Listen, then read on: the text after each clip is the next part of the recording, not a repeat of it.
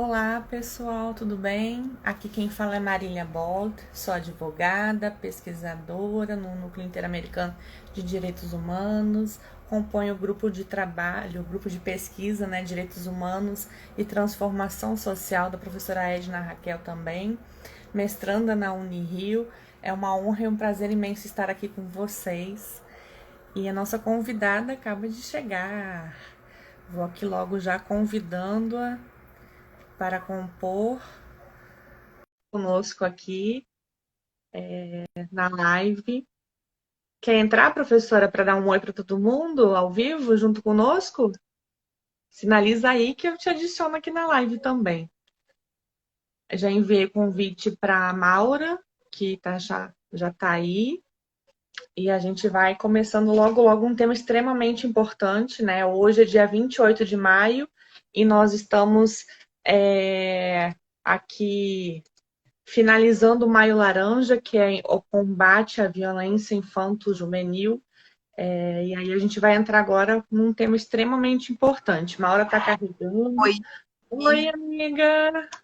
boa noite, boa noite. É coisa boa da gente estar aqui se falando, se vendo, e principalmente num tema como esse, né? Que é um tema que, graças a Deus, que a gente já está conseguindo falar.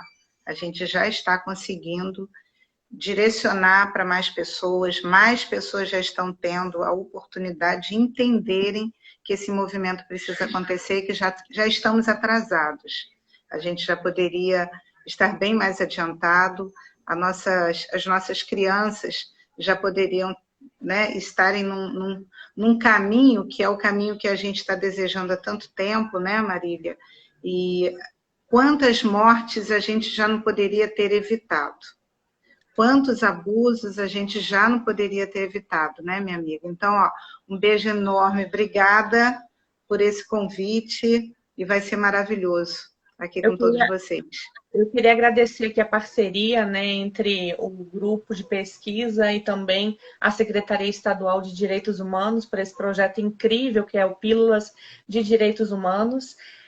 Então, queria agradecer essa abertura para essa temática extremamente relevante que nos toca muito particularmente, né? Tanto eu quanto a Maura, nós fomos vítimas, né, na infância de abusos, né? Eu tive a oportunidade de falar na Fátima Bernardes há algum tempo atrás.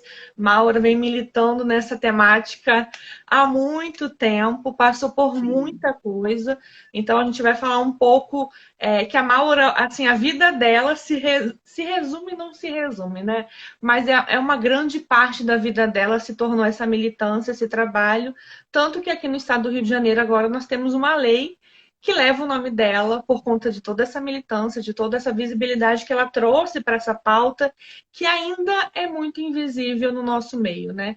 Então, Maura, desde já eu te agradeço pelo aceite do convite de estar aqui conosco nesse projeto incrível da Unirio com a Secretaria de Direitos Humanos. É um prazer ter você aqui conosco.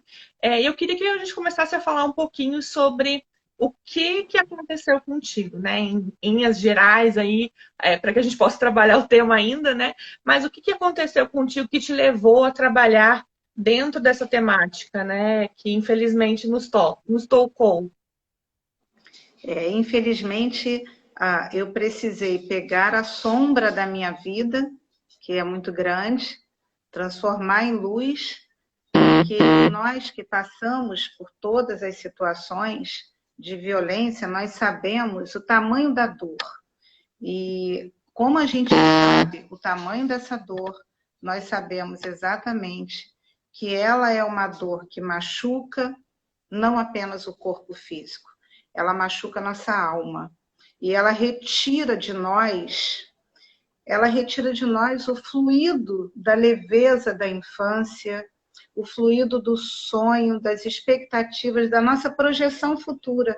Aquilo que todas as crianças têm o direito de ter, porque Deus foi tão perfeito na nossa criação que ele programou direitinho. Tem a fase da gente sonhar, da gente brincar, da gente acreditar. Tem a fase que a gente precisa lutar, trabalhar, E quando ocorre uma violência como essa, em mim, em tantas outras crianças, e essa vivência de todas nós, Marília, é retirado de nós a poção mágica. Aquele pozinho mágico que foi nos concedido é retirado, porque acaba com a pureza de todas nós. Nós passamos a ter sentimentos que uma criança não é para sentir. Uma criança não é para ter medo. Por que uma criança sobe na geladeira, uma criança faz as suas peraltices sem medo? Ela precisa não ter medo. Ela precisa não se sentir culpada. A culpa é um sentimento que não foi dado para a criança sentir.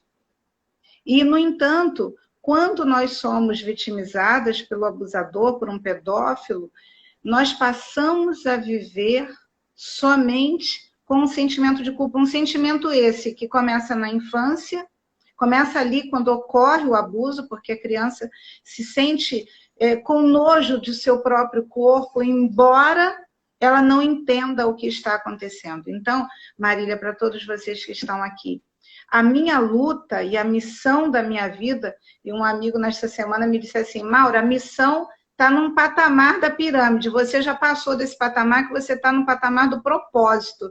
E eu até achei que, de fato, a percepção dele é essa. É um propósito, né, de vida, porque eu fui abusada, então, por 2 pedófilos, dos 6 aos 10 anos aos 16 anos de idade. Dos 6 aos 10, por um pedófilo idoso, ali de cerca dos seus 65, 70 anos, e depois dos 10 até os 16, por um mais jovem, de cerca de 30 anos.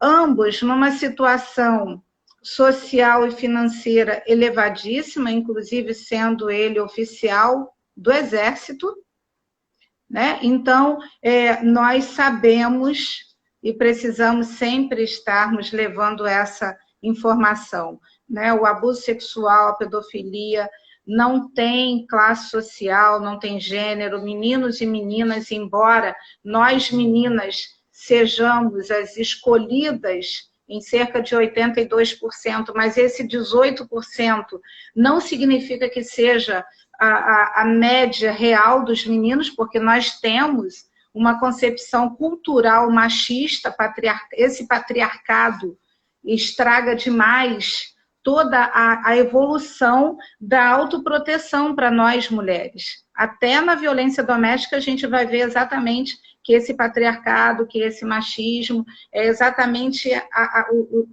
aquela pedra no meio do caminho. Então, na minha história, tudo foi muito ruim. É importante lembrar, para a gente falar uma frasezinha seguinte. Eu vivenciei, resumidamente, eu até escrevi o meu primeiro livro, eu conto dessa etapa, né? Foi lançado em 2007 no programa do Jô Soares. E o Jô Soares faz parte da minha história. E aí eu conto para vocês assim, eu fui roubada da minha mãe. Então, a primeira violência, eu fui sequestrada da minha mãe. Situação essa que muitas crianças estão ainda vivenciando hoje. Crianças são roubadas para que os pedófilos possam abusar delas, para que elas sejam vendidas. Caiu? Para que elas sejam vendidas. Não, né? Não caí, não. Só sumiu aqui a imagem. Para que elas sejam vendidas para um movimento, um mercado negro, um mercado da Dark Web e da Deep Web, que roubam para venderem o sexo através da internet. Né? É um tema que daqui a pouquinho eu falo um pouquinho mais, mas eu fui, então, sequestrada da minha mãe com 4 anos de idade. Vivi dos 4 aos 6 na rua. Morei embaixo de ponte, comi lixo. À noite, a criancinha Maura estava lá na frente das casas, que colocavam as lixeiras na frente de suas casas, para eu poder me sustentar. E eu me sustentei para estar viva aqui hoje, porque senão eu teria morrido de fome. A chuva, o frio, o calor, a humilhação, tudo isso, se pegarmos assim, Maura, na rua não aconteceu nada de violência, nenhuma. A violência era essa. a fome, o medo, o desespero, né? A falta do afeto. Possivelmente eu ainda tinha as lembranças da minha mãe, da minha família, né? De onde me tiraram. Mas quando eu vivenciei a pedofilia, eu aceitaria ficar embaixo da ponte o resto da minha vida e comer o lixo o resto da minha vida, a não ter que passar por um dia do abuso sexual. Uma vezinha do abuso sexual é pior do que se juntar tudo isso. Então é algo muito pior do que possamos imaginar. É algo que dói na alma para a vida inteira. Então tá doendo hoje, Maura? Hoje, eu posso dizer a todos que eu trabalhei toda essa situação, eu consegui trabalhar o meu cárcere mental, aquela prisão onde a minha emoção, onde todas as situações de possibilidade de uma vida estavam ali presas, onde o meu riso, o riso de uma criança, que não pode ter algo mais lindo do que o sorriso de uma criança, estava lá aprisionado. Então, eu aprendi, a duras penas, a ressignificar a minha vida, a trabalhar toda essa prisão emocional, e que até os 21 anos eu ainda estava nesta prisão, embora já atuasse, há mais de 30 anos que eu trabalho contra a pedofilia, contra o abuso sexual, desde os 16 anos. Quando eu me livrei do pedófilo, eu vou contar aqui, a Paty está perguntando, né? Como, por favor, Paty, ali, até os 16 anos, vou contar um pedacinho rápido, você vai me dizendo, Marília, quando é que eu devo parar, viu? Que eu sou aqui uma tagarela que vocês já sabem. Ali, eu fui então para essa casa, onde eu vivia numa feira pública, isso foi contado aqui, ó, no meu primeiro livrinho. E eu vivia pelas feiras públicas porque eu ajudava os feirantes a arrumar as frutinhas. Só um minutinho. Eu acho que seu celular está apoiado. Seu celular parece que está apoiado. Não estou te ouvindo. Está dando abafamento no som. Se conseguir deixar mexer na posição, está meio abafada a sua voz. Melhorou.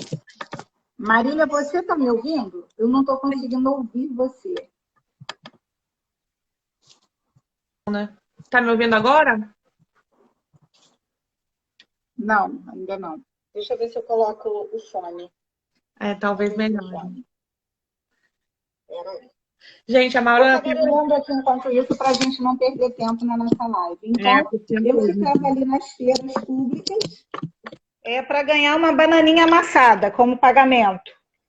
Né? Mas eu ficava de olho na maçã e na pera. Meu sonho era comer uma maçã e uma pera. Marília, deixa eu ver se eu te ouço agora. Oi, tá me ouvindo? Ah, perfeito, agora estou. Então, eu ficava ali naquela feirinha arrumando. Eu não vivi nenhuma violência, nem na feira, nem na rua, nem embaixo da ponte, nem em canto nenhum. Eu fui viver a violência sexual numa família que me levou. E aí, nessa família, eu recebi vários apelidos. Eu não fui levada para fazer parte da família. Eu fui para ser a escrava da casa. E assim foi. Então, nesse movimento de escrava da casa, eu passei a ser chamada de rato do esgoto, era assim que eles me chamavam, rato do esgoto, porque eles diziam que eu era a sujeira da rua. Né? Eu cheguei na casa, a primeira coisa que eles disseram é assim, nossa, eu tinha os cabelos longos, manda cortar o cabelo que deve estar cheio de piolho. Eu não tinha piolho, eu adorava os meus cabelinhos. E na rua, senhoras me pegavam nas feiras, né? Essas senhorinhas me levavam até as casas delas e me davam banho e cuidavam do meu cabelinho. Então, eu era limpinha, eu vivia na rua, mas eu era limpinha.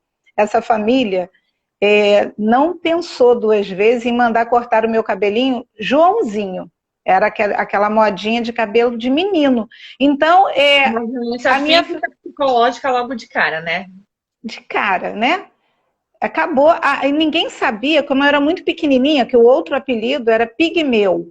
Pigmeu. Então, eu fico imaginando, né, porque eu não tenho fotos dessa faixa etária, Mas que tamanhozinho que eu devia ser, então. Então vamos pensar assim, que menina era essa, com 6 anos de idade, que era chamada de pigmeu, devia ser extremamente raquítica, e o abusador não pensou 2 vezes.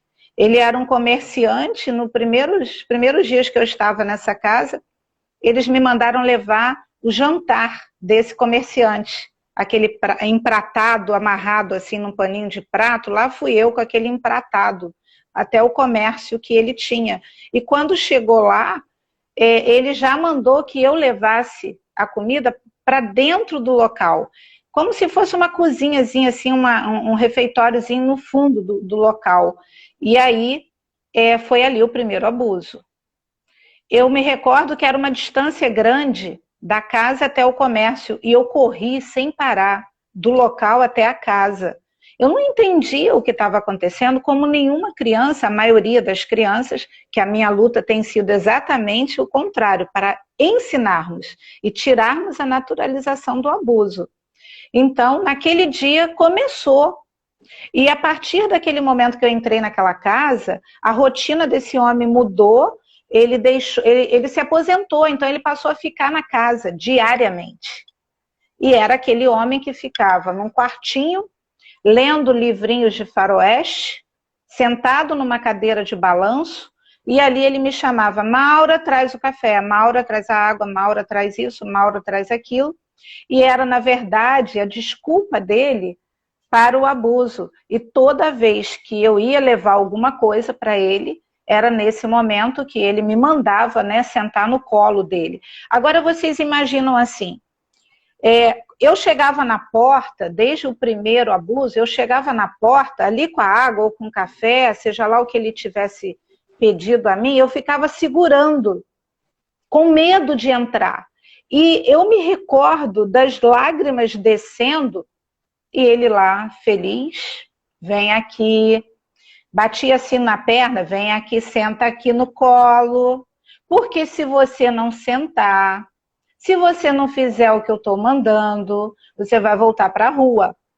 Eu vou falar com a fulana, que era a esposa dele, matriarca da família, que você não me obedece e ela vai colocar você na rua novamente.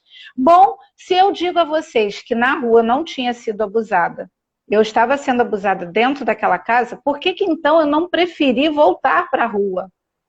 Porque aconteceu uma mágica nessa casa. Quando eu estava na rua, eu ficava na beira das escolas, nas portas das escolas. Eu achava a coisa mais linda do mundo, as meninas sendo levadas pelas suas mães, de mãozinha dada, cabelinho arrumado, uma fivelinha aqui, um brinquinho ali, que eu sou toda assim hoje, né? Uma arvorezinha de Natal. Mas eu queria muito isso quando eu era criança, Marília. E eu sonhava em ser... cair. Eu caí aqui, pessoal, mas eu acabei de me erguer. Não, mas tá funcionando. Pode continuar. Eu tô aqui com o carregador. A gente não vai terminar todos os assuntos, amiga. Vamos, olha, arredondando aí para vocês que tem muita história, a escola, como eu desejei muito ir para a escola, essa família, a matriarca da família era uma assistente social. Então, ela se preocupou com o que os vizinhos iriam falar. O que os vizinhos vão falar, desculpa, se a gente não colocar essa porcaria na escola? Nós vamos ter que colocar essa porcaria na escola. E aí, nesse sentido, eu fui parar nas escolas. A gente está tentando segurar aqui o celular, porque esse carregador fica embaixo e está escorregando. A imagem ficou ruim. Tá tentar melhorar. Embaçada, sim. Embaçada. Pronto, melhorou, né? Sim. Segura aí. Então, a escola, como eles me colocaram na escola com medo da opinião dos vizinhos, a escola já... nada aconteceu. Daquele sonho que eu tinha de poder ir para a escola linda, maravilhosa. Gente, eu fui a coisinha mais feia do mundo indo para a escola. Eles disseram assim, não vou ter despesa nenhuma com você. Então, tudo era de doação, uma saia gigante, e aí eu virei a Maria Mijona, pé de pato com um sapato gigante, cheio de jornaizinhos dentro do jornal para caber o meu pé. E eu cheguei na escola apanhando de todas as crianças, eu era assim, ridicularizada por todos. Mas por pouco tempo, nas primeiras avaliações, mudou tudo aquilo. né? Mudou porque a minha avaliação era melhor, e ali, enquanto a professora dizia assim, a Maura pode sentar do seu lado, fulano, para poder acompanhar, ninguém me queria do lado. Eu não tinha livros, naquela época a escola pública não fornecia o material, eu não tinha nada. Eu tinha os meus caderninhos que eu tinha que apagar o caderno para poder reutilizar. E eu ficava correndo na lixeirinha para pegar os restinhos de lápis das outras crianças. Então foi assim a minha vida escolar, mas as minhas notas sobressaíram diante das outras crianças. Então todas aquelas crianças que me xingavam, puxavam o cabelo, batia e tal, passaram a querer sentar do meu lado. E na hora da provinha, eles queriam a cola. E eu passei, então, a criar um comércio ali. Eu passei a vender cola. Quem quisesse cola me contratava antes, e com isso eu comecei a comprar o meu lapisinho, a comprar os livros, e eu fiquei apaixonada pelo aprendizado. Enquanto as crianças brincavam, eu devorava os professores. E isso fez toda a diferença. Eu pulei séries, né, porque quando chegava no mês de maio, nenhum professor me aguentava mais, porque eu já tinha feito o livro do ano inteiro, eu já tinha respondido tudo, e aí eles faziam umas provinhas, e quando voltava, né, após as férias do mês de julho, eu já estava em outra série. E quando eu entendi, e principalmente que eu assisti na época uma reportagem do Jô Soares, e eu tive a oportunidade de contar isso para ele, 30 anos depois. Perguntaram a ele, como é que você é tão respeitado? E aí ele disse, porque eu leio muito. Eu leio até caixinha de creme dental quando eu estou no banheiro. E eu passei a ler as caixinhas de creme dental quando eu estava no banheiro. Eu passei a seguir à risca tudo que Jô Soares ensinava. E essa família não me permitia pegar nos livros durante o dia, nem hora alguma. Eles diziam que o meu horário escolar já tomava muito meu tempo do trabalho que eu tinha que executar na casa. Meu rosto era passado no chão, se o chão não estivesse bem encerado, ou se a panela não estivesse brilhando. E assim, eu passei a descobrir a geladeira, a luz da geladeira, e eu passei a estudar na porta da geladeira. Eu ficava com a geladeira entreaberta quando todos dormiam, e eu passei, então, a devorar todos os livros, que era uma família muito culta, com aquelas estantes, assim, até em cima de diversos livros, incluindo livros de direito, livros de serviço social, e ali eu aprendi que aos 16 anos não existia o ECA.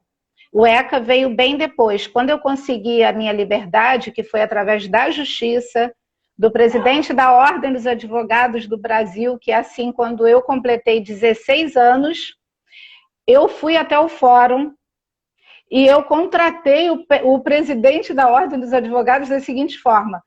Aparentemente, como eu vivia numa vila militar, eu ia para a aula, aos 16 anos eu já estava na faculdade, e aí eu ia para a aula com um motorista, tinha para me levar e me buscar, um motorista do Exército.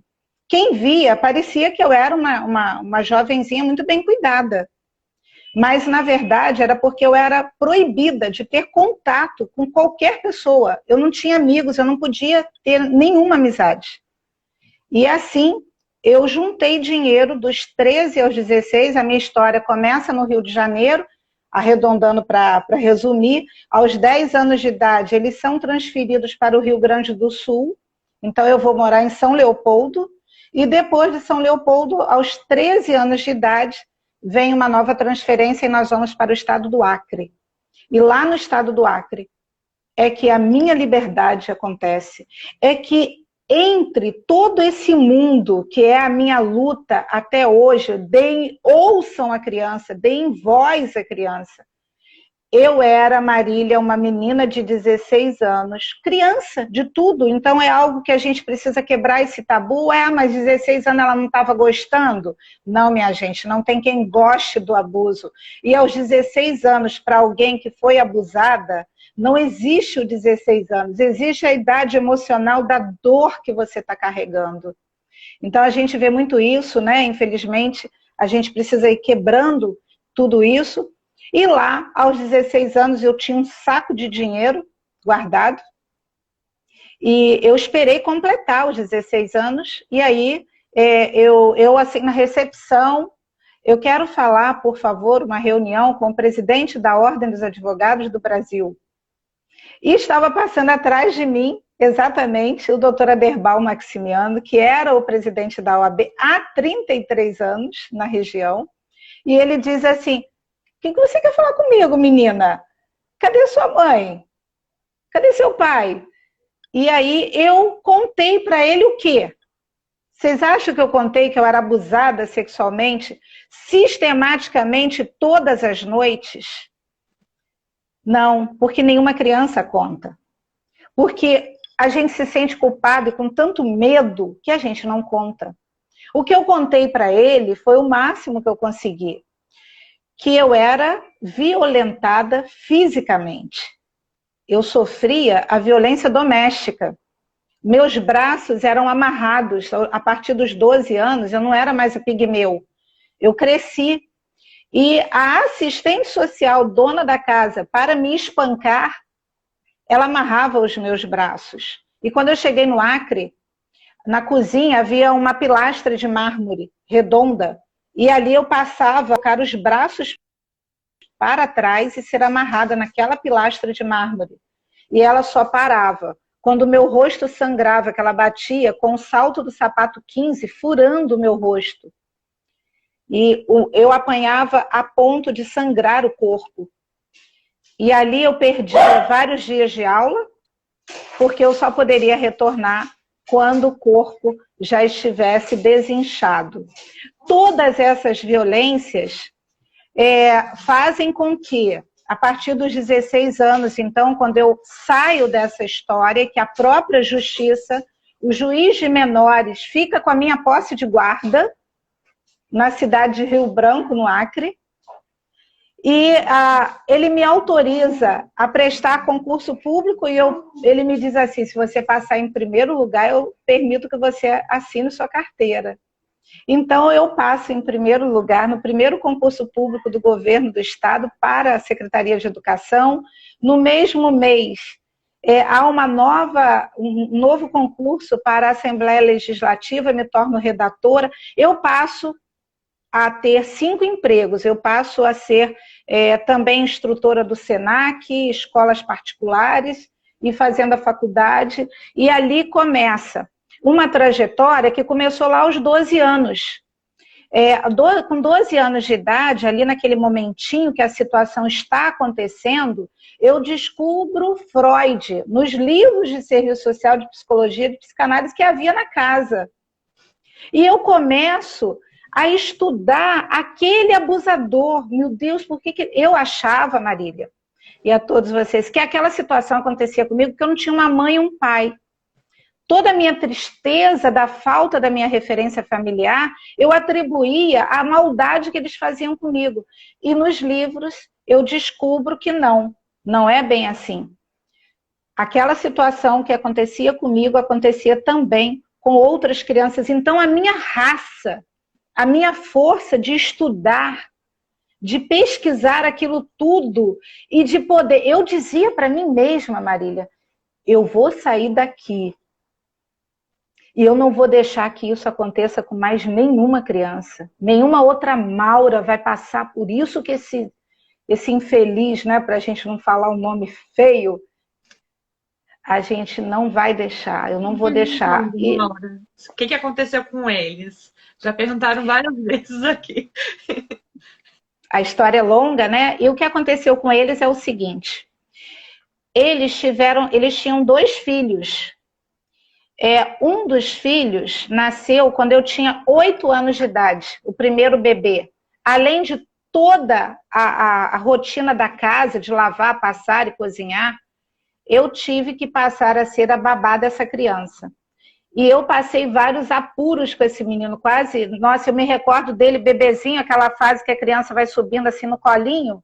E pronto, ele caiu lá atrás, foi subindo. Eu sofria para aprender a cuidar daquela criança que foi, para mim, o sentimento único de amor que eu vi na minha vida. O único sentimento que eu achava maravilhoso era o sentimento daquelas crianças para mim que com 8 anos de idade nasceu um menino e com 10 nasceu uma menina. E era eu quem criava essas crianças. E ali no dia houve uma audiência extraordinária no fórum, onde chamaram, né, esse casal. O abusador, pela inteligência e sagacidade tanto do advogado quanto do juiz, ele assumiu o abuso diante de todos. E aí eu recebi do juiz a informação, porque ele era um militar, tudo errado para eles. Era uma fronteira do país, ele era um militar, eu não pertencia à família deles, logo eu era um sequestro, eu era um roubo também de uma criança, feita por eles. Então ele seria preso, ela seria presa, eu estava naquele dia inteira machucada. Eu fiz o exame de corpo de delito. Eles tinham descoberto naquele dia a minha fuga. Então eu estava inteira machucada. E tudo ia acontecer de muito ruim com eles. Aí vocês compreendam que a minha cabecinha naquele momento, eu tinha 16 anos, a pureza total de coração, eu só pensei nas 2 crianças, que eu amava demais.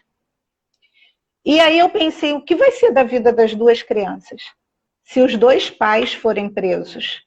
Porque algo de maravilhoso existia naquele juiz. Ele era da mesma... Ele compreendia várias autarquias, incluindo a autarquia militar. Então era ele que decidia tudo, estava tudo na mão dele. E ele era maravilhoso. Ele compreendeu a dor da criança. E aí, eles 2, eu pedi, implorei para que eles não fossem presos. Para que nada acontecesse com eles por causa das crianças. Eu me recordo do juiz dizendo assim, você é uma criança, Maura, você não sabe o que você está pedindo. Um dia você vai se arrepender do que você está pedindo. Mas eu disse para eles, eu só preciso da minha liberdade. Mas e as crianças, como é que vão ficar? E aí, nesse movimento, nada aconteceu com eles. Dentro da justiça e foi pelo meu próprio pedido. E aí, Marília, acontece algo assim. Eu passo dos meus 16 anos, eu passo a ter a compreensão que eu não tinha naquela época, que ele como abusador, ele poderia abusar de outras crianças. E que ele teria sim que ter ficado preso. Mas aos 21 anos, eu me casei muito cedo, não estava pronta, ainda com aquele cárcere emocional de achar que a questão do merecimento. O que eu merecia? Eu merecia ser subjugada, eu merecia ter um relacionamento violento, eu merecia pessoas violentas, eu merecia escolher um parceiro violento, que isso é uma das consequências emocionais dentro do meu inconsciente, e o inconsciente rege 95% das nossas atitudes. Então, o meu inconsciente me mandou escolher outro abusador para ser o meu marido. E eu vivi, então, a violência doméstica por 7 anos. Passado isso tudo... As nossas histórias são, não, claro, né? Devido às proporções, é claro, né? Eu fui uma única noite que eu fui abusada enquanto era criança ainda. Não se compara às dores que você sofreu. Não, Marília, vou te interromper. Vou te interromper para te dizer o seguinte. É suficiente para causar muita dor. Olha, e isso é até importante a gente falar aqui, porque algumas mães, algumas pessoas vitimizadas, né, dizem assim para mim, ainda bem que não aconteceu o pior. Ainda bem que foi só isso, ou só aquilo, ou foi só uma vez. Não. E não importa quantas vezes ou de que forma seja o abuso. É abuso, não pode acontecer e a dor é terrível, né, minha amiga? Eu quis dizer no sentido que eu não sofri escravidão, né, essas outras, né, tráfico, essas outras questões eu não vivenciei. Então, eu acho que são interseccionalidades que acabam oprimindo ainda mais, né? Não estou desmerecendo aqui nem a minha dor e nem a sua, né? Mas E aí também eu vivi a violência doméstica por 8 anos depois, né? Isso infelizmente acontece de uma forma muito reiterada. Mulheres que sofrem violência na infância se culpam e depois acabam vivendo outros relacionamentos abusivos porque naturalizaram também o abuso, né? Aprenderam que aquilo é a vida e faz parte da vida, de forma inconsciente mesmo, não que elas escolham conscientemente. Eu quero apanhar, não é isso, né? Eu Sim, quero sim, é quem manda, quem está mandando, né? Quem está mandando é o nosso inconsciente. Enquanto a gente não consertar essa programação, a gente não vai conseguir escolher algo de fato merecedora e olharmos para nós e nos encontrarmos neste mundo como merecedoras do melhor que o mundo tenha para nós.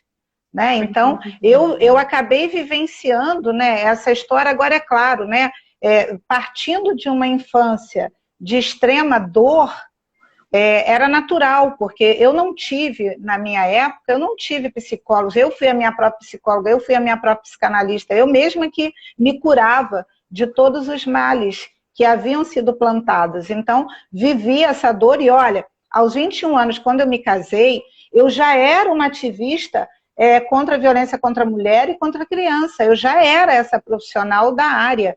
E, no entanto, eu pensava assim, nunca que alguém vai encostar um dedo em mim. Nunca mais. Aqueles pedófilos já fizeram todo o mal que podiam. Eu não permito mais que ninguém faça nenhum mal comigo. Mas não é assim. Nós, quando estamos na situação, olha aí, oiê, olha quem está entrando aí, Marília, nossa grande amiga, Carla. Coisa linda, Carla, um grande beijo. Olha aí que maravilha. A gente tem que fazer uma live com nós três juntas aqui, hein, Carla? Tá? Então, quando a gente está nesse meio, né, vai me direcionando, Marília. Vamos falar 22 minutos só para a gente continuar. Então, a gente precisa falar da lei que leva o seu nome.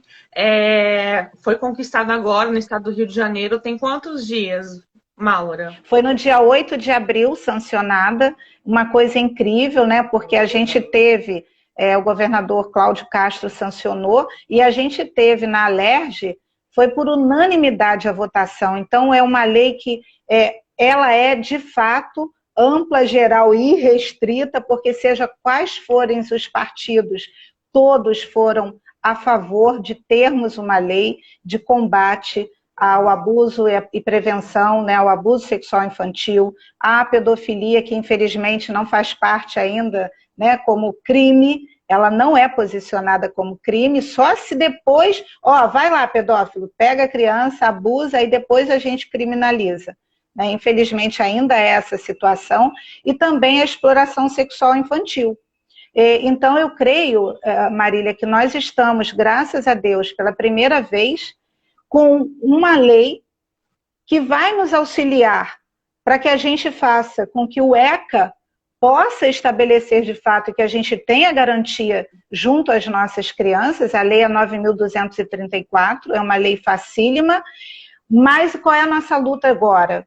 Tá tudo lindo, nós temos coisas incríveis na lei, Marília, posso falar agora? Pode. Aqui. Nós temos, por exemplo, vamos ter um cadastro dos pedófilos e cyberpedófilos condenados. Não existe isso em estado algum. A gente caça aí nas nossas redes sociais, a gente tem tudo que a gente deseja pesquisar, a gente pode pesquisar. Mas se a gente pesquisar, se a gente quiser contratar, uma escola quiser contratar um funcionário e quiser ver se esse funcionário já teve alguma situação criminal, não existe. E agora, através da justiça, vai estar direcionado aí em todas as redes, em todas as plataformas, quem são eles. Porque hoje, a escola, muitas vezes, ou qualquer outro ambiente que descubra, que é muito difícil, né, descobrir quem é o pedófilo, é importante frisar isso, ele não tem perfil, está no meio de todos nós, é lindo, elegante, cheiroso, e a gente puxa a mesa do jantar para ele sentar na nossa casa e ele está abusando da nossa criança e a gente não sabe. E assim, nos empregos, que ele acaba escolhendo onde tem criança, onde é o facilitador para ele estar próximo. Então, uma dos nossos parágrafos é esse. Nós iremos qualificar profissionais da saúde profissionais da segurança pública, profissionais da educação, para que a gente possa desenvolver na sociedade uma só voz. O que ocorre hoje? A criança, quando chega no hospital e que ela foi violentada, ou que existe ali uma chance dela ter sido violentada sexualmente, ela passa pela revitimização em todos os sentidos. Os profissionais não sabem, até porque a sociedade inteira não sabe o que é o pedófilo. A gente vê aí na televisão, as pessoas veem as notícias, mas isso é muito tabloide, não se sabe exatamente o que é. Então, a qualificação para todos os órgãos falarem uma só voz. Nós só vamos conseguir, de fato, proteger as nossas crianças se nós educarmos e reeducarmos a sociedade inteira. Esse é um tema que a gente necessita falar, né? O deputado Coronel Salema, que é o autor da lei, nós já fazemos esse trabalho há muito tempo, há cerca de 10 anos, em São Gonçalo, indo nas escolas. Eu o conhecia assim, ele era comandante do 7º Batalhão, e a gente ia na escola, e ele, na primeira palestra que fizemos juntos, ele me procurou no final da palestra: menina, o negócio é desse jeito mesmo? E aí ele passou a ficar junto, né, e a gente já realizou muita coisa juntos. Então a lei não apareceu assim do nada, né? A gente vem numa luta constante, né? O deputado Márcio Pacheco também participou de uma forma bastante ativa lá na Alerj, porque eu queria muito que saísse na nossa lei, pedofilia é crime, mas a gente precisou entrarmos dentro dos méritos da nossa Constituição, né? E a gente colocou lá, denuncia a pedofilia, e vamos lutar para que a pedofilia passe a ser criminalizada, para a gente poder ter uma validação maior de tudo isso que a gente vem lutando, né? Eu acho extremamente importante, porque essa questão da pedofilia, ela vem a nível federal, né? É uma discussão muito federal, não estadual, a gente não tem competência estadual para poder mexer nessa questão. Eu queria que Mas já estamos levando, viu, Marília? Já estamos levando. Nós estamos lutando já. Eu queria que você falasse um pouco sobre os centros de referência que leva o nome do seu projeto, Anjos Maura de Oliveira, que está no artigo 4º da Lei 9.234. Queria que você falasse um pouco como é a idealização desse centro de referência, desse espaço, né, de referência aí. Eu imagino que seja parecido com a Casa Unida Brasileira, imagino eu. É exatamente, quando falamos de acolhimento, é exatamente isso. Eu já estive no governo do estado, já tive uma reunião, inclusive com a senhora primeira-dama Naline Castro. O governador está sensível a esta causa e a necessidade de nós termos o Espaço Anjos, que vai dar o acolhimento, que é uma palavra-chave para que a gente possa trabalhar a vítima, que é nesse momento que ela fala com quem, para quem, de que forma que é recebido essa fala, essa oitiva tão importante, essa escuta que precisa ser especializada, que não é todo mundo, e nem os familiares, e nem o professor, que tem esse entendimento de como fazer. Esse espaço, nós vamos estar recepcionando a criança vitimizada, assim como a família também. Então, além do acolhimento adequado, nós vamos encaminhar. Qual é a situação dessa criança? Essa criança está machucada, vai direto para o hospital. Ela precisa realizar o exame de corpo de delito, que muitas vezes demora 1 mês, 2 meses para se saber o resultado. A gente precisa, e a nossa lei prioriza a criança vitimizada, e quando nós tivermos conseguido qualificar todos os profissionais da saúde, a nossa criança vitimizada precisa ter a prioridade junto às redes de saúde, sejam policlínicas, UPAs, hospitais, precisa acontecer isso. Então, nós teremos também, além da qualificação que vai ser realizado nesse espaço, nós vamos ter também todo um aparato de tratamento com saúde mental, Marília, tanto para a vítima quanto para os seus familiares. Psicólogos, psiquiatras e psicanalistas, além de tratamentos terapêuticos envolvendo terapias integrativas. Vamos pensar na acupuntura. Eu sou toda zen, eu realizo isso em mim o tempo inteiro, eu sei o quanto é bom a gente trabalhar com o outro, né, o universo do corpo, para que a gente perca esse medo que a gente tem do próprio corpo, e são muitas coisas, né, que a gente precisa estar lidando com a nossa criança. Vamos ter jiu-jitsu, vamos ter boxe, vamos ter um monte de coisas, e um localzinho de chegada da nossa criança de uma forma lúdica, bem linda, para que a criança entenda. Foi ruim, mas agora eu estou recebendo um abraço.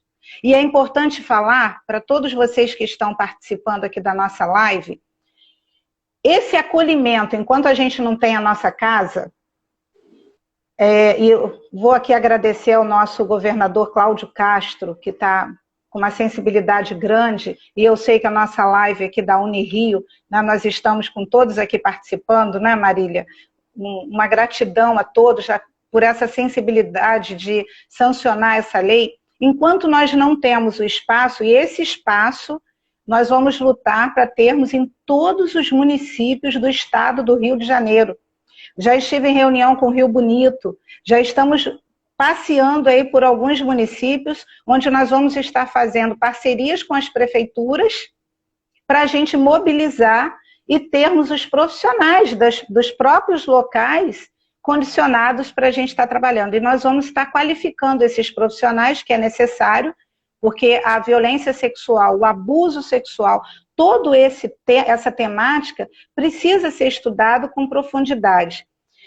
Enquanto isso não acontece, a PRF, que é a Polícia Rodoviária Federal, está junto com a gente, o Instituto dos Magistrados do Brasil é nosso parceiro, a Ecoponte, e eu estou indo aí, ó, em tudo quanto é canto, eu estou nas ruas, Marília, que essa aqui é uma partezinha bem importante da nossa lei.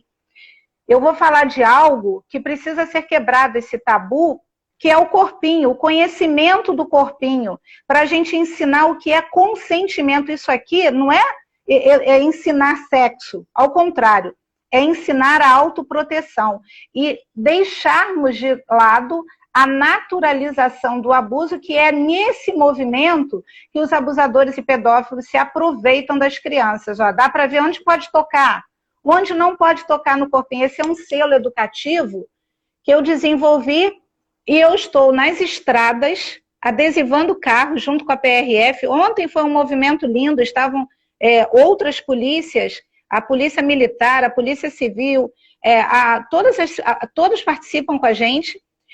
Nesse movimento do consentimento, que eu estou falando de educação, né, Marília? A gente precisa estar nas escolas, ensinando, reeducando as nossas crianças, tanto quanto ao abuso sexual, quanto à violência doméstica. Então, eu gostaria até de dizer aqui a todos vocês que eu estou em fase, né, nós estamos com 4 livros que serão lançados. Um deles é a violência doméstica. E Marília, você já está convidadésima, que você vai estar no livrinho, que eu quero esse sorriso aí, numa menininha. Né? Nós temos a Maurinha faz parte desse trabalho, e o livrinho infantil sobre a violência doméstica, assim como é o da pedofilia. Deixa eu mostrar aqui para vocês o infantil. Né? Mostra o outro aqui também, Gabriel. A nossa família da Maura é muito parecida, pelas vivências, né? E até pelo tempo de militância, né? Esses livros da Maura, eles são lindos. Vai ter assim de violência doméstica, viu, Marília? Olha aqui a doutora Ivone Ferreira Caetano. É maravilhosa, né? Maravilhosa. Advogada. Maravilhosa. Incrível. 18 anos. Eu fiz a pesquisa do livro de adulto, Marília, lá enquanto ela era juíza da vara da infância. Durou 12 anos para que esse livro aqui nascesse, né? Aqui foram trabalhadas 900 vítimas. Marília, a nossa lei eu acredito que seja assim. Eu amo a Lei Maria da Penha. Eu acredito que a gente só precisa fazer com que a Lei Maria da Penha seja, de fato, compreendida, interpretada por toda a população. E a política pública, principalmente, né? Nossa maior dificuldade, gargalo, tem sido a efetividade das políticas públicas, né? Por exemplo, essa lei que leva o seu nome, ela cria espaço de referência, né? Mas o Estado, a gente sabe que está financeiramente com dificuldade, então a gente precisa da parceria com o município para tentar efetivar, de fato, isso precisa ser uma prioridade, né? A professora Edna Raquel estava falando o quanto isso ainda é um tabu dentro da sociedade, né? Ainda é algo escondido. E antes da live, Mara, a gente estava conversando sobre milhares de assuntos. Você estava contando, eu queria que você falasse um pouco daquele trecho que você postou até nas suas redes sociais, de 2 anos de idade, só para as pessoas terem noção do quão isso é complicado, as circunstâncias, e o quanto a gente precisa dar voz às crianças, o quanto a gente precisa não só dar voz, mas acreditar nessas crianças. Crianças não ficam inventando histórias, né? Elas vão falar daquilo que elas estão sentindo, vivendo, na linguagem delas, e nós precisamos estar ali com um abraço e abraçando ele. Porque o que acontece? Mas será que é verdade? Mas será que eu não estou inventando? Né? Não é criatividade, né? Porque criança é criativa. Então, dão várias desculpas que perpetuam essa violência que está intrínseca dentro da sociedade ainda, né? O meu abusador, ele foi preso por violência sexual, né? Por abuso sexual, estupro e etc. com outras crianças. Não acontece com uma única criança, né? Esse perfil, ele faz com várias e várias crianças. E a gente precisa realmente que isso seja efetivado, que isso, de fato, essas pessoas sejam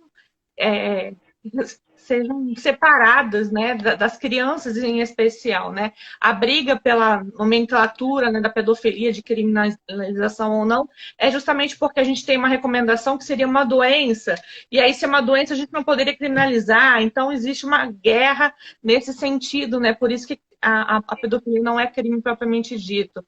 Mas eu queria que você falasse um pouquinho só, temos 8 minutos ainda de live, então falasse um pouquinho só para as pessoas verem assim como de fato acontece, né? Eu sei que eu atendo casos, né, de violência infantil, você muito mais, porque o seu enfoque é principalmente nessa área, o meu tem ido mais para a violência doméstica, mas são temas que estão totalmente interligados, porque a violência infantil também é uma violência doméstica, né? É uma espécie da violência doméstica. Sim. Então, pode falar um exemplo, por favor.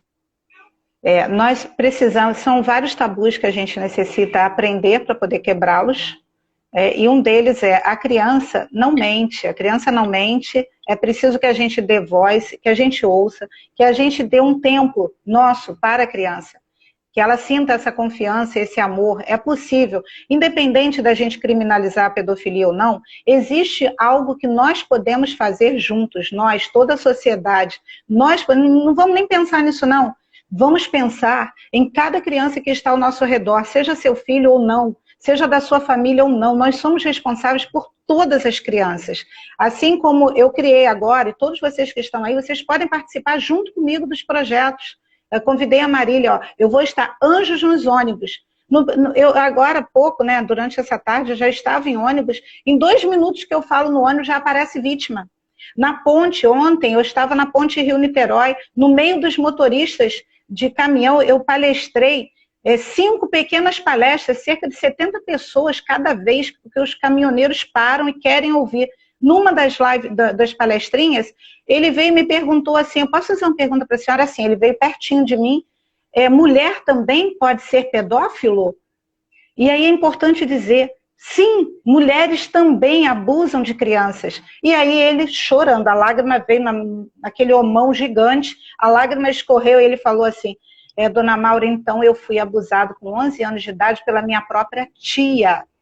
Então, o que ocorre? 90% das situações é dentro de casa. Então, aquela pessoa que a gente ensina a nossa criança a respeitar. Respeita o fulano, que é o pai, é o avô, é o tio, é o irmão mais velho. Nós ensinamos a criança a obedecer àquele adulto.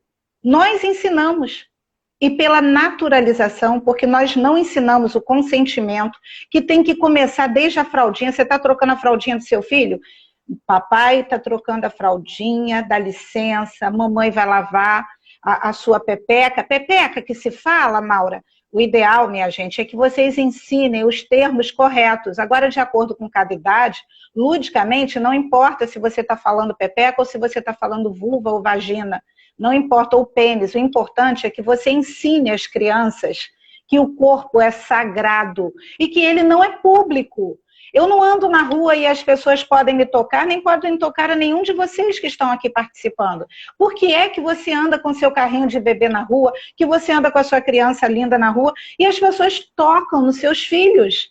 O abusador, ele pode até desejar tocar próximo da boca da criança, porque ele passou a mão nas suas partes íntimas, nas suas genitálias, e ele sente prazer até de saber que a criança está sentindo o cheiro dele.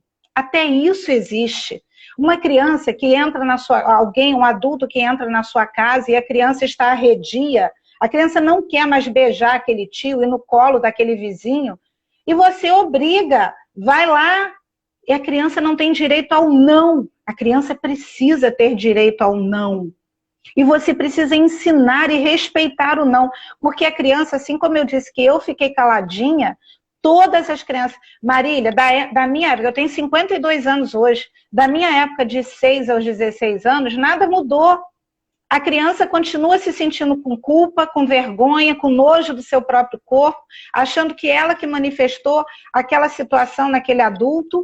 E os adultos estão ainda desejando que as crianças sintam isso para protegerem o Natal bonito da família. Pois se foi o pai, cala a boca, não conta para ninguém. Seu pai fez isso? Se eu mandar o seu pai para fora de casa, quem que vai pagar as contas? Ou o seu tio fez isso? Não, você está mentindo. Seu tio não ia fazer uma coisa dessa. Ou o vizinho, imagina. Então entendam que o pedófilo ou o abusador, eles já possuem. Isso já faz parte da estratégia.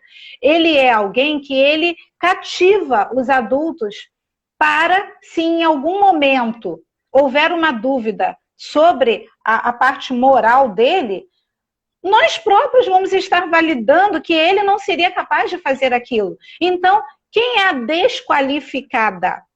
A criança. Agora, com 3 aninhos... Sim. Eu ouvia do meu pai, desde criança, não use roupa apertada, roupa curta, porque você vai provocar os homens. Ele sempre dizia isso. Você vai provocar os homens, você vai provocar os homens. Quando eu sofri o abuso sexual, eu achava que eu era culpada, então eu não tinha coragem de me abrir ou falar para alguém, né? Eu fui abrir com meu primeiro namorado com 15 anos só, quando eu consegui falar alguma coisa, quando eu permiti que alguém me abraçasse, né? Meus pais nunca notaram. E aí também é importante, talvez a gente deveria falar sobre os sintomas, né? Os sinais Sim. É importante a gente tocar nesse assunto que a gente ainda não falou, é porque a gente precisa estar atento a esses sinais, né? A gente desconhece muitas vezes. Sim. Então, eu queria que você Isso é muito importante, certo? Se a gente não fala, a boquinha está fechada, mas o corpo não mente. O corpo pede socorro. De que forma? Para você poder perceber que há uma mudança no outro, no seu filho, na sua filha, você precisa conhecer o seu filho e a sua filha. Você precisa parar, a partir de agora, ter uma compreensão básica. O que você deseja para o seu filho ou para a sua filha? Você deseja que ele seja um médico, um professor? Você deseja que ele seja feliz? Ele não vai ser se ele for abusado. Não vai ser. Vai ser muito difícil que ele encontre a paz emocional na cabecinha dele. Uma criança violentada é um adulto adoecido. Então, para tudo na sua vida agora. Eu não tenho tempo de conversar com meu filho. Tem. Não precisa ser um tempo longo. Pode ser um tempinho curto, mas valioso. Abraça hoje. Se eu puder fazer um pedido a todos vocês aqui hoje, abracem hoje, diga que ama a sua criança, ame o vizinho, vai conversar com a criança do vizinho, aquela que está lá no play, próximo da sua casa, que anda pela rua e que você vê que entra numa casa, que sai com uma balinha, um bombom, um dinheirinho, tem alguma coisa acontecendo. E você pode observar o quê? A criança está tristinha e ela era uma criança feliz, ela está acuada num canto, ela não participa mais das brincadeiras da família, dos risos. Ela perdeu o interesse escolar, as notas caíram, a produtividade dela caiu, ela já não fazia mais xixi na cama, ela voltou a fazer. Ela veste casaco, tá calorão, ela tá com roupas fechando o corpinho, porque essa é a primeira coisa que a gente deseja fazer. A gente quer se fechar inteira. A gente acha que o culpado é o corpo da gente, né? Nós somos culpadas. Então, a criança pode estar se automutilando, pode estar toda machucadinha e não quer que você veja. Na hora da refeição, os distúrbios alimentares falam muito. A criança não quer mais comer, ela pode estar provocando uma anorexia. Ou a criança está comendo demais, ela pode estar desejando modificar o corpo dela para que o corpo dela não atraia mais esse abuso. Ou você não está percebendo que a sua criança acaba de comer e corre para o banheiro? Pode ser que ela esteja indo vomitar, ela pode estar desenvolvendo uma bulimia. Então, são vários aspectos. A irritação, a criança, mudanças de humor, né? Uma hora ela está bem, outra hora ela está, meu Deus, eu não aguento mais essa criança era boa, se meu filho era assim, agora está assado. Se está assim, era assim, está assado, comece a observar. Mas se eu chegasse aqui na live e dissesse para você, Marília, troquei o tom do meu cabelo. Ué, a gente não se viu pessoalmente. Você não saberia qual era o tom anterior do meu cabelo. Então, como é que você vai descobrir mudanças no seu filho se você não der o ombro, se você não abraçar, se você não provocar nessa criança a confiança? E isso, Marília, não é só, não falamos da cyberpedofilia, porque a pedofilia e o abuso, né, ele pode estar acontecendo fisicamente, um aumento de 14 vezes, aumentou 14 vezes nesse período da pandemia. E só de 7 a 7,5% é que há a notificação. Então tem muita criança sofrendo calada. E somente o nosso movimento é que vai fazer com que a criança abra a boquinha, sinta confiança, e aí, a partir do momento que abriu, que você, a mãe ou o pai, descobriu que tem uma criança abusada, dentro de casa ou na vizinhança, por favor, denuncie. Seja quem for, mas é o meu filho, Maura, é o irmão mais velho. E aí? Você vai fazer a vontade dele? Pega a sua criança, então, dê na mão dele e manda ele abusar todos os dias, porque você vai fingir que não sabe. É seu filho, mas se fez o mal, ele vai ter que pagar por isso. Isso é amor. Então você vai escolher, um filho seu pode ser amado e o outro filho pode ser condenado? É muito delicado isso. Mas é a verdade, você vai ter que aprender a viver e conviver com a verdade. Então, denunciar o Disque 100, você não precisa colocar seu nome. Se você é professor, se você é o vizinho, denuncia. Vai na delegacia, liga para a Civil, liga para a PRF, liga para mim, denuncia para a Marília. Não há outra forma de você se posicionar. Quando você não sabe o que é, você vive na ignorância. Agora, quando você sabe, você pode escolher. E a tua escolha, eu te digo, sem muitos teretetês, né, Marília? Só tem duas escolhas. Ou você está do lado do abusador, porque enquanto você não denuncia, enquanto você não lutar, você está favorecendo a ele, infelizmente. E hoje, o cyberpedófilo, ele alicia uma criança e não existe mais diferença do mundo virtual e para o mundo real. Ele consegue realizar o estupro virtual. E quem é o cyberpedófilo? O pedófilo, que ganhou mais um espaço de conforto, que é a internet. Totalmente. E existe, enquanto nós estamos aqui, existem salas de cyberpedófilos que paga-se de $1.000 a $5.000 para entrar, só para ver o cyberpedófilo abusar ao vivo de uma criança.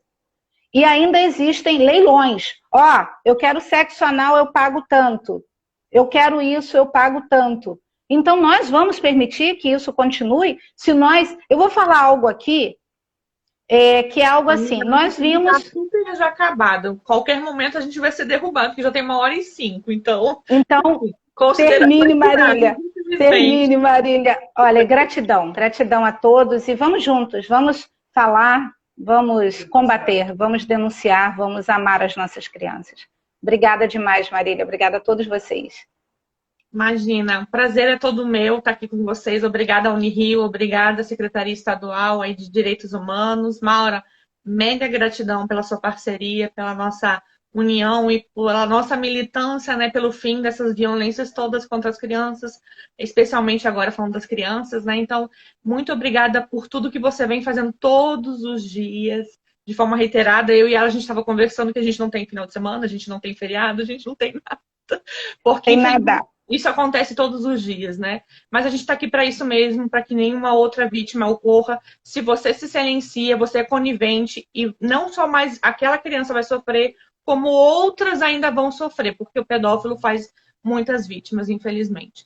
Maura, De muito obrigada. 150 a 200 vítimas, tá? De 150 a 200 vítimas, um pedófilo. É brabo demais, né? É muito Obrigada triste. por tudo. Um Vamos beijo. fazer mais? Adorei, adorei. Muito Unirio, bom. obrigada. Governo do Estado, obrigada. Obrigada a Tamo todos junto. que proporcionaram esse grande momento aqui. Vocês todos que estão aí participando, por favor, quem desejar ir para os ônibus, junto com Anjos nos ônibus, é só me procurar, tá? Eu estou nas estradas, estou nas ruas e a gente tem que levar esse conhecimento. Só há uma forma da gente proteger, com conhecimento. Então, nós não vamos parar. Nós não vamos... Eles não param, né, Marília? Eles não param. A cada 15 minutos temos uma vítima. Então, se eles não param, a gente não vai parar. Nunca. A gente vai conquistar. Eu tenho essa esperança grande no meu coração, Marília. Eu acredito que o nosso trabalho juntas, e de todos vocês que estão aqui participando, se nós nos unimos num único objetivo, que é o amor mexe com tudo. A gente consegue mudar esse universo aí para proteger e garantir tudo que as nossas crianças necessitam. Quem ainda não conhece a lei, eu vou colocar lá, vou colocar no meu Instagram agora, Eu vou todos colocar os também o nossos link parágrafos, do tá? seu perfil. Vou salvar aqui e a gente vai seguindo. E um beijo, tchau, tchau. O tempo tá acabando. Tchau, tchau, Beijo para gente. todos. Ah, deixa eu fazer uma foto. Vamos fazer uma foto aqui para a gente postar. Que a gente não conseguiu fazer. Ó, foto com vocês todas aí. Coloquem os coraçõezinhos do pessoal que está participando. Aperta aí para ficar bem bonito aqui na nossa foto.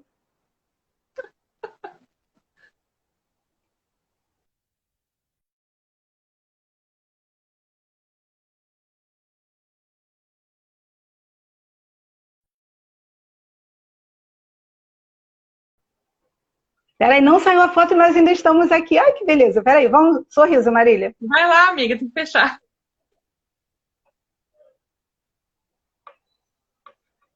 Foi, saiu. Vou postar lá para nós, tá? Obrigada pelo carinho de todos e seguimos juntos aí pelo fim da violência.